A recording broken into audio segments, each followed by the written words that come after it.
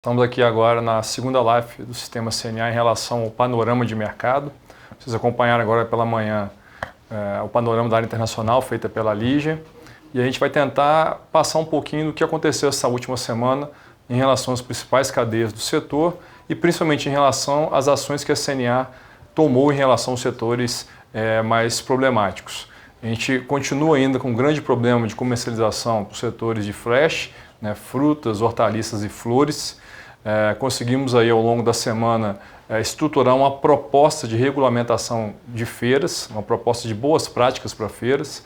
Encaminhamos para o Ministério da Agricultura como uma sugestão de regulamentação nacional, mas enquanto a proposta é analisada pelo governo, nós fizemos hoje uma experiência no estado de Goiás, em Goiânia, com o apoio do Sistema Senar, o Senar, a FAEG e a Secretaria de Agricultura do estado de Goiás, para tentar colocar em prática a proposta que nós desenhamos. Então fizemos uma feira segura, esse foi o nome dado, e o resultado foi um sucesso. Conseguimos aí que muitos produtores conseguissem comercializar, principalmente esses produtos que eu citei, que estão sendo os mais afetados. Seguimos todas as normas das boas práticas sanitárias, barracas com espaçamento maior de uma para outra, marcação para o consumidor ter uma distância mínima das pessoas que estavam vendendo, produtos embalados, valores redondos para evitar troco, usaram muito a máquina de cartão, aquela distância que você não precisa nem estar colocando o cartão na máquina.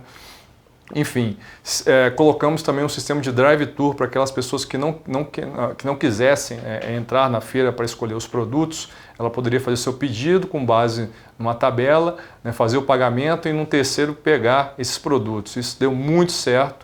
Todo esse processo foi feito basicamente em 1 minuto a 2 minutos, então mostrando que também é uma forma para aquelas pessoas que querem ter maior segurança. Os trabalhadores também tiveram todos os equipamentos necessários, máscaras, luvas, sanitizantes, álcool gel para estar esterilizando os seus produtos. Enfim, a gente acredita que foi um modelo muito bem sucedido. A Secretaria de Agricultura de Goiás acredita que ainda hoje eles vão soltar um regulamento para essas boas práticas em feiras, e com isso a gente espera que possa melhorar um pouco a comercialização do produtor rural, principalmente de produtos perecíveis. Então iniciativas como essa a gente espera que ganhe força nas próximas semanas, para que o produtor possa aí retornar alguns dos principais canais de venda, que no caso para esses produtores são as feiras livres. Fazendo de uma forma segura, nós temos certeza que nós vamos manter a população bem alimentada e garantindo segurança tanto para os feirantes como para os consumidores. Bem, nos outros setores, no caso da pecuária de leite, a gente tinha relatado na semana passada problemas pontuais com alguns laticínios, principalmente da região Nordeste, com pequenas queijarias que coletavam um volume muito pequeno de leite dos produtores, mas que não estavam conseguindo vender seus produtos, principalmente com o fechamento aí dos bares e restaurantes, além das feiras. Nós tivemos uma reunião no sábado passado com o Ministério da Agricultura, com as cooperativas, com as indústrias, grandes e pequenas e médias, para tentar um conjunto de ações que a gente pudesse trabalhar para melhorar a situação desses pequenos laticínios. Mesmo porque, por outro lado, você está tendo uma demanda maior de leite, principalmente para a produção de leite UHT. A captação de leite no Brasil não tem crescido, e o preço do leite UHT tem aumentado aí nas gôndolas do supermercado. Então o que a gente precisa é reorganizar essa produção, colocar a produção em contato realmente com aquele produto que mais está saindo nesse momento, que é o leite UHT, o leite em pó, e a gente tem observado uma queda generalizada nos derivados. Então saiu um ofício circular do Ministério da Agricultura essa semana, permitindo que indústrias que têm inspeção possam comprar de outras indústrias com inspeções diferentes. Por exemplo, uma empresa que tem CIF, uma inspeção federal, a partir dessa semana ela passou a poder comprar de indústrias que têm CIE, que é a inspeção estadual, ou SIM, que é a inspeção municipal. Isso não poderia acontecer anteriormente. Então agora houve essa alteração momentânea na norma para que esse produtor, esse pequeno laticínio que está tendo dificuldade em comercializar o seu queijo, ele possa continuar captando o leite desses produtores, não interromper essa coleta, que é muito importante que isso aconteça, e vender esse produto para outros laticínios que têm inspeção estadual ou federal, que, como eu falei, estão precisando de leite nesse momento. As cooperativas garantiram que o que tiver de leite, produtores com problema, eles vão estar adquirindo. As grandes e médias indústrias também colocaram que estão precisando de leite. Então isso é sinal que realmente a gente vai conseguir reorganizar a partir de agora. Muitas federações já têm feito essa articulação muito bem, sindicatos rurais, né, remanejando esse leite dessas pequenas indústrias para indústrias maiores. E agora isso foi permitido, a gente acredita que vai dar um alívio muito bom. Por quê? Como todos sabem, o leite é um produto perecível e a vaca é um animal que não é uma máquina. Eu não consigo desligar uma vaca e que ela não vai produzir, vai voltar a produzir daqui uma semana ou duas, né? Então, qualquer interferência que tivesse nesse processo de captação nesse momento teria um impacto muito grande, principalmente para pequenos e médios produtores de leite que fornecem para essa agroindústria. Então, isso foi o que saiu essa semana em relação ao leite. Outras cadeias que a gente tem mapeado, a cadeia da suinocultura, principalmente produtores independentes de Minas e do Rio Grande do Sul, a gente tem observado que também tiveram problemas aí na questão da comercialização e fechamento dos canais, estão revendo a questão tributária para você poder já passar o animal vivo de um estado para o outro. Estados que estão na divisa, Minas Gerais com São Paulo, por exemplo, você tem uma demanda muito grande em São Paulo ainda, mesmo com restaurantes fechados, comparado a Minas Gerais. Então está sendo estudado também um conjunto de medidas para essas cadeias. No setor de ovos, que nós relatamos que foi um dos que mais também aumentou a demanda nas últimas semanas, nós tivemos um relato de pequenos problemas com embalagens, principalmente a pequenos e médios produtores, avicultores. Faltou embalagem, a embalagem está muito mais cara do que dos valores anteriores, principalmente porque as empresas que fazem embalagem, elas não fazem só embalagens para a área agropecuária, elas fazem para outros setores da economia. E como esses outros setores estão fechados, não estão vendendo, muitas delas fecharam as portas e não estão trabalhando na totalidade. Então, com isso, os poucos que ficaram estão tendo uma demanda muito maior e, com isso, um aumento de preço. Então, para esse setor também a gente detectou esse tipo de situação. No mais, aquelas questões de logística, isso de certa forma fluiu melhor essa semana. Tivemos uma preocupação muito maior e aí em relação à questão das atividades que estão iniciando colheita, como já havia citado, café, cana. Algumas prefeituras começaram a ter uma exigência muito maior em relação ao uso de máscaras dos trabalhadores. Muitos produtores relataram que não estão conseguindo comprar essas máscaras, então estão produzindo, sendo feitas de tecido que foi autorizado pelo próprio Ministério da Saúde. Então essas foram as dificuldades que eles colocaram. Algumas prefeituras têm exigido a desinfecção de ônibus só com álcool, e isso também tem sido um problema, porque em muitas regiões você não tem um álcool para comprar, não está podendo usar outro produto. Então a gente tem tentado discutir, mostrar que tem eficácia também o uso de outros sanitizantes. Essas foram as dificuldades que a gente identificou aí de outras cadeias. Em relação às grandes commodities, milho, soja, o problema de escoamento também reduziu essa semana, problemas de oficinas abertas também melhorou muito. Os preços internos estão preços mais elevados, em função do internacional ainda está um pouco mais baixo, mas quando a gente converte isso num câmbio de R$5, ainda fica atrativo para o produtor. E para o produtor de café também a mesma coisa. O problema é que o produtor não tem produto disponível para aproveitar esse momento de alta agora. Principalmente o produtor de café, não é a época que você comercializa. E grande parte desses produtores de soja e milho também já haviam comercializado a produção, não estão conseguindo aproveitar essa alta na sua plenitude. Do setor sucroenergético, é um setor que está sendo muito prejudicado também. Esse setor, além da questão da redução no uso de combustíveis, no caso do etanol, da gasolina em função da crise do coronavírus, é um setor também que foi impactado pela briga do petróleo entre a Arábia Saudita e a Rússia. Então é um setor que a gente está discutindo algumas medidas emergenciais que vai precisar nesse momento de auxílio, visto que as cotações do etanol e da açúcar têm estado muito baixo e esse setor também vai precisar de um socorro extra. No setor de flores, algumas iniciativas foram tomadas em buscar abras. A CNA também sentou com o Ministério da Agricultura e a ABRAS essa semana para discutir essa questão da comercialização, não só de flores, mas dos outros produtos perecíveis. E a ideia aí é reforçar aquela plataforma que a gente tem discutido, botando compradores e vendedores em contato. Então evoluiu muito a discussão ao longo dessa semana. A gente acredita que vai ter um resultado melhor na próxima. Ainda ligado à comercialização, nós tivemos ainda a aprovação de um projeto de lei no Senado, um projeto de lei voltado para distribuição da merenda escolar, né, mesmo com as escolas fechadas. Isso a gente tinha conseguido aprovação na Câmara na semana passada, essa semana foi aprovado no Senado e a gente agora espera a sanção do presidente para que as escolas possam aí distribuir os alimentos, né, que seria usado na merenda escolar. Né. Com isso a gente mantém aí as crianças bem alimentadas, as famílias dessas crianças e o agricultor familiar que estaria vendendo bem, né, esses produtos. Em relação à comercialização, esses foram os principais pontos. Deixa eu ver se eu não esqueci de alguma coisa. Em relação às feiras falamos, a plataforma, né, o leite. Em relação ao crédito, o crédito a gente aguardava que essa semana fosse anunciada algumas medidas mais impactantes relacionadas aí a capital de giro, prorrogações, e o que nós visualizamos foi que o Conselho Monetário Nacional se reuniu e o tempo maior da discussão foi em relação ao Proagro. Nós conseguimos aí uma medida muito bem trabalhada pelo Ministério da Agricultura, pela Secretaria de Política Agrícola, conseguir que os produtores que tiverem qualquer tipo de problema de frustração de safra pudessem fazer a comunicação remota, né, via e-mail, né, a verificação pudesse ser feita de outras formas, usando aí drones, ou seja, não precisaria do fiscal estar na propriedade, não precisaria do produtor estar indo ao banco comunicar isso, então ele vai poder fazer por telefone, e-mail e outras formas que foi anunciado. Essa medida é muito importante, principalmente que nós tivemos uma seca severa no Rio Grande do Sul, em parte de Santa Catarina, então muitos produtores com frustração de safra, com quebras grandes na produção, e essa medida foi acertada, né, pelo governo e tomou muito tempo essa discussão na reunião do Conselho Monetário Nacional. Então foi aprovada e não deu tempo de discutir as outras medidas ligadas ao capital de giro e as outras prorrogações. Em que pese, nós já tivemos algumas ações dos bancos que operam os fundos constitucionais, né, o BAS anunciou que já está com isso basicamente alinhado, não divulgou ainda, mas já está adequando seu sistema.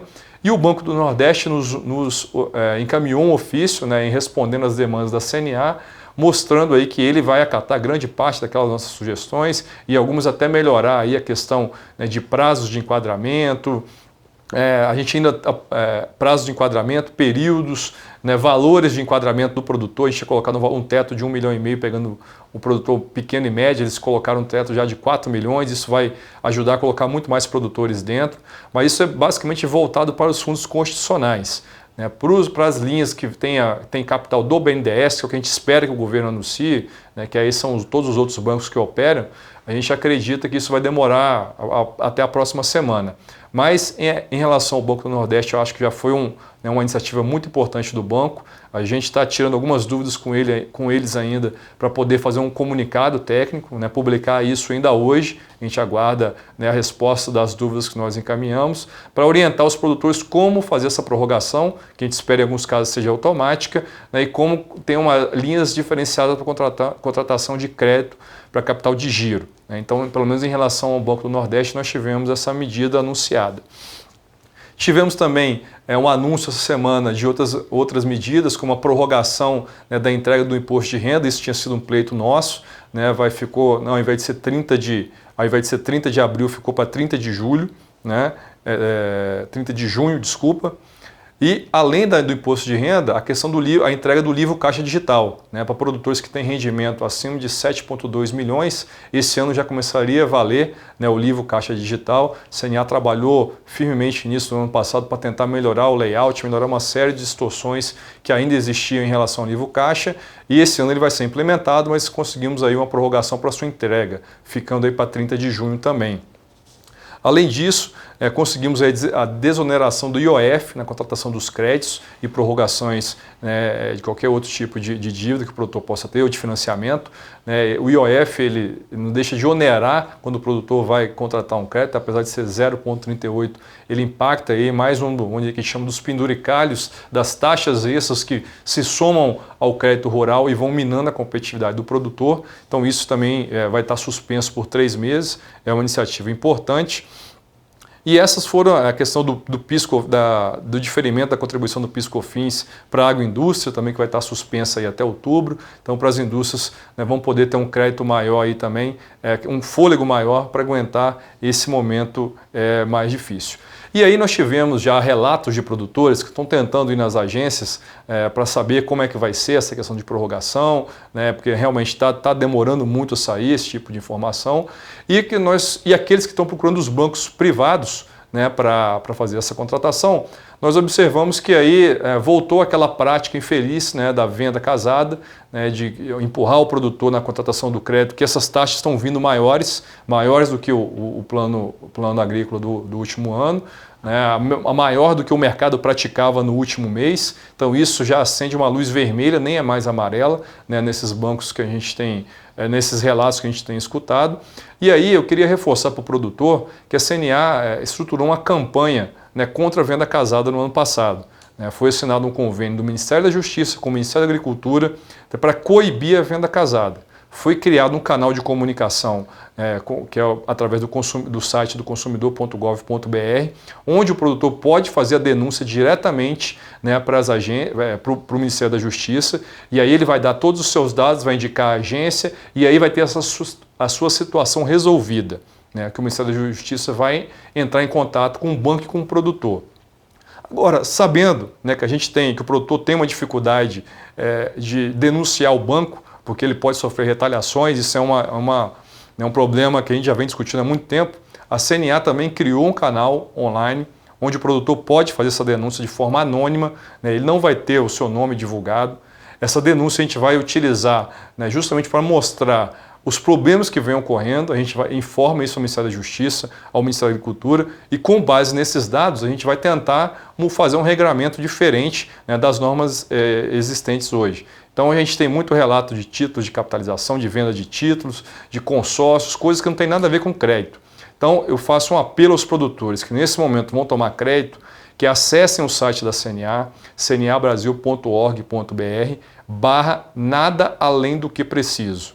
Esse é o nome da campanha que nós listamos. Lá você vai ter toda a informação do que é venda casada, do que é direito do banco oferecer, do que é obrigação do produtor contratar, né? E a gente tem tido muito relato positivo dos produtores que no ano passado foram fazer a contratação de crédito e levaram esse manual da CNA e mostravam na hora da contratação para os seus gerentes que aquilo lá não era obrigação.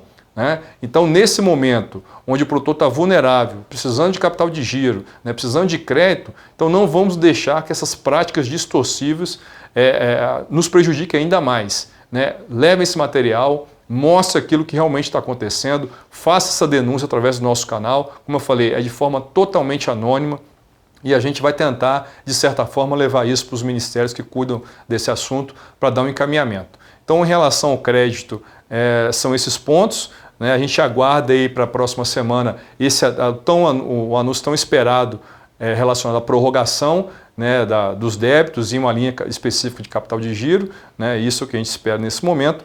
E aí eu gostaria de relatar outra ação que nós tivemos essa semana, junto ao Ministério da Economia, onde a gente já pensando aí no futuro, né, nas próximas semanas, com um câmbio de R$5, eu enfatizei isso da última vez e agora a gente já começou a tabular algumas propostas, nós temos uma preocupação muito grande com a importação de fertilizante, que o Brasil consome aí 80% praticamente é importado, e com o preço da ração concentrada, né, que é a base de milho e farelo de soja, para praticamente todas as atividades da pecuária. Então levamos ao Ministério da Economia um conjunto de propostas focadas em desonerações. A primeira era relacionada aos fertilizantes, né? A gente pedia aí a suspensão da cobrança do adicional de frete para a renovação da marinha mercante, o chamado AFREM, que é 25% das cargas internacionais que chegam ao Brasil. Então a gente pediu de forma temporária, isso já é um pleito antigo da CNA, para a gente suspender esse tipo, né, de tributo que só onera os insumos agropecuários, e a gente pediu pelo menos que de forma temporária, nesse período mais crítico, somente com um câmbio mais elevado, que fosse suspenso. Isso, a ideia era que a gente tivesse uma redução um pouco desse preço do fertilizante. Outra foi zerar as alíquotas de PIS/COFINS da ração e dos suplementos minerais, pensando aí nos pecuaristas, né, que vão estar pagando mais por esses insumos.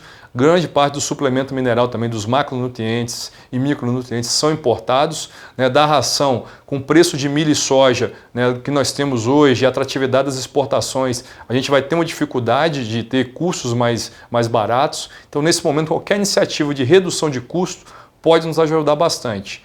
E uma última, a questão da prorrogação do convênio do ICMS 100.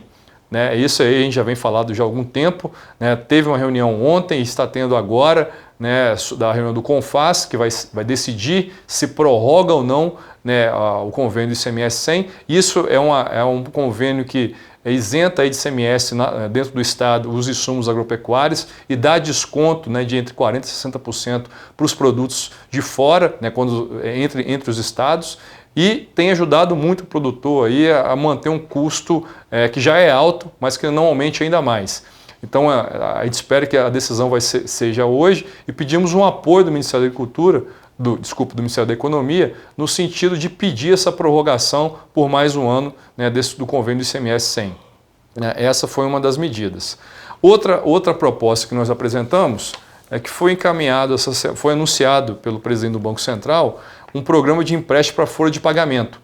É um programa que seria um empréstimo do governo federal a pequenas e médias empresas, né, um capital aí, 40 bilhões que seriam disponibilizados para as pequenas e médias empresas, que poderiam custear até 2 salários mínimos, né, por funcionário, com a taxa de juros de 3,75, 6 meses de carência e 30 meses para quitar esses débitos.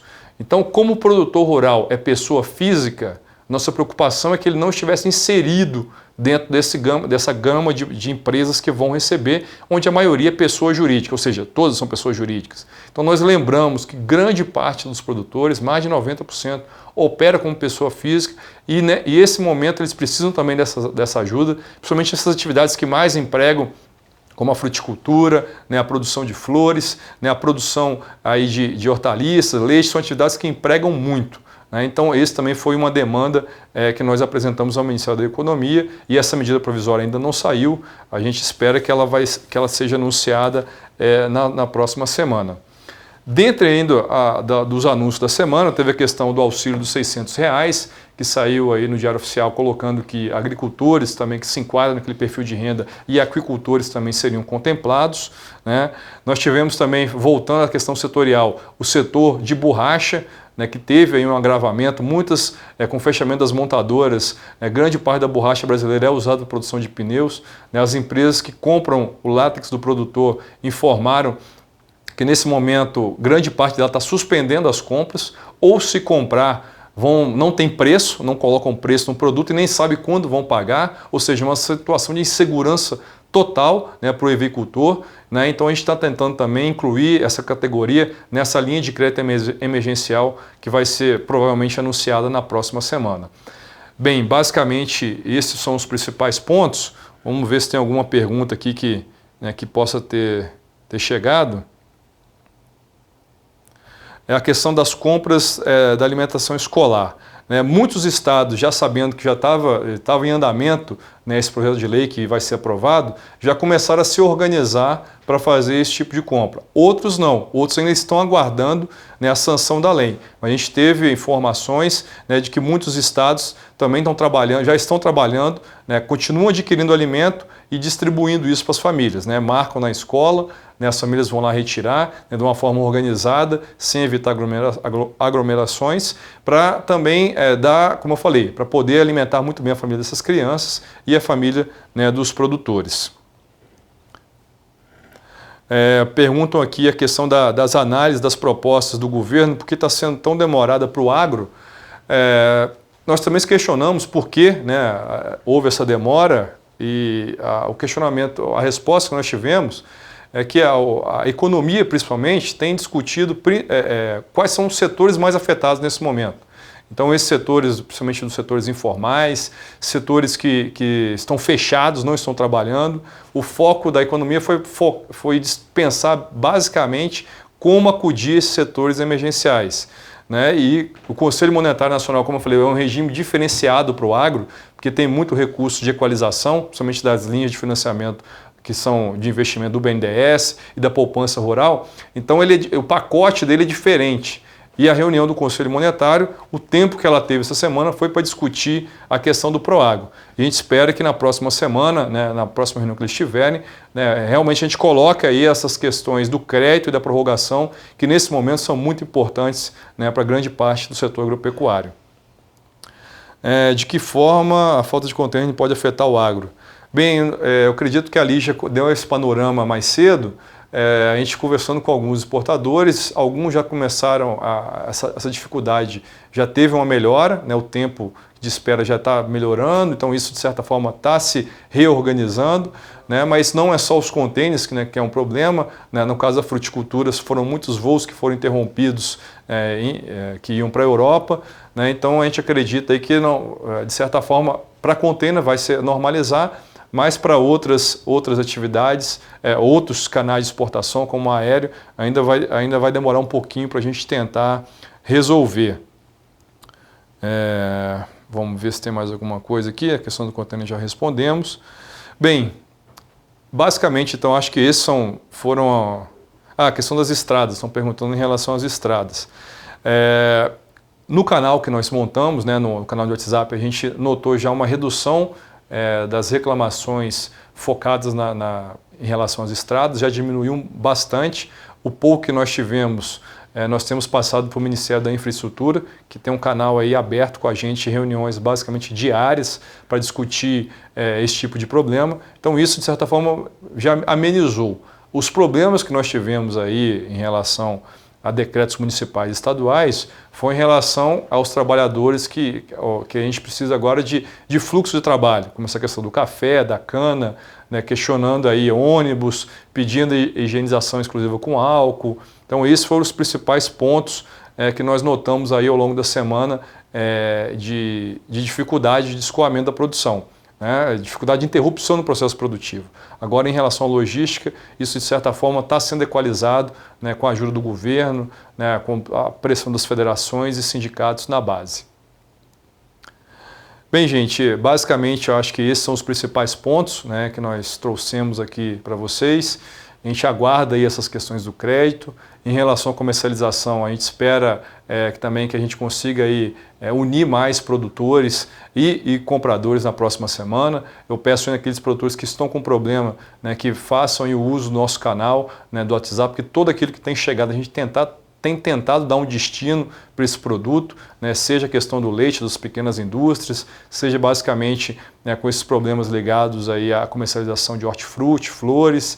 E a gente acredita que após o exemplo muito bem sucedido hoje da feira, né, realizada em Goiânia, né, com o apoio da Secretaria de Agricultura, da FAEG, do Senar, né, Goiás, e com a organização da CNA também e do Senar, a gente espera que isso vai avançar bastante para os outros estados também aderirem a esse modelo. A feira é um importante canal de venda e a gente precisa que elas retornem, mas retornem de maneira segura, né, dando segurança aos consumidores e principalmente aos feirantes, aos produtores rurais que vão estar lá. Né, esses produtores que estavam em Goiânia, grande parte deles são assistidos pelo Senar, né, na assistência técnica e gerencial do Senar, na parte de hortaliças e frutas, e realmente estavam tendo dificuldade.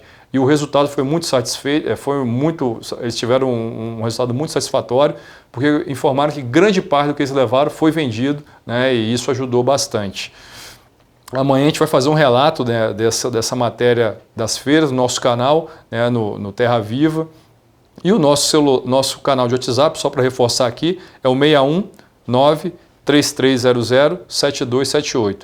619-3300-7278. E amanhã vocês vão ver também as principais informações no nosso programa, o Nosso Agro, falando da feira e das principais dúvidas que os produtores apresentaram no nosso canal. Obrigado pelos que acompanharam e a CNA segue firme aí na tentativa, né, de fazer com que o agro passe por esse momento difícil menos impactável possível. Muito obrigado.